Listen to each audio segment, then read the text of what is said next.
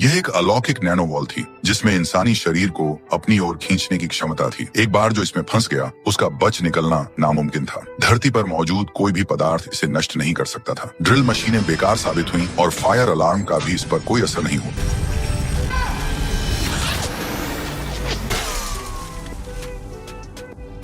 एक बुजुर्ग व्यक्ति की गोली के रिकोशे से दर्दनाक मौत हो गई। उस पल के बाद किसी ने भी लापरवाही करने की हिम्मत नहीं की। लोग इकट्ठा होने लगे ये समझने की कोशिश करते हुए कि यह काली दीवार आखिर अचानक क्यों प्रकट हुई। तभी टिम को मकान मालिक के फोन में देखी गई एक फोटो याद आई। मकान मालिक को इस दीवार का राज पता था। उसने तो सबके कमरों में कैमरे भी लगा रखे थे, तो आखिर उसका कंट्रोल रूम कहाँ था। टिम ने मकान मालिक के कमरे की तलाशी लेने का फैसला किया। इसी बीच 3 लड़कियां अलग अलग मंजिलों पर सुराग ढूंढने लगी। जूली को एंटोन की डिजाइन फाइलें मिली और एक ब्लूप्रिंट बिल्कुल काली दीवार के पैटर्न से मेल खा रहा था। एना ने भी समझ लिया कि दीवार पर बने 4 चौकोर निशान दरअसल 4 मैग्नेटिक सेंटर थे। उन्हें कूड़ेदान में एंटोन का बिजनेस कार्ड मिला, जिससे पता चला कि वह एक नैनोटेक कंपनी में काम करता था। आगे की जांच के लिए उन्होंने एंटोन के रूममेट यूरी से सवाल किए, लेकिन उसने अनजान बनने का नाटक किया। अब उन्हें खुद पर ही भरोसा करना था। उधर टिम को मकान मालिक के घर में कुछ अजीब चीजें दिखी। एक दीवार थी जिसके पीछे खाली जगह होने का शक था। वह प्रवेश द्वार ढूंढने लगा। तभी माइक को एक ऐसा उपकरण मिला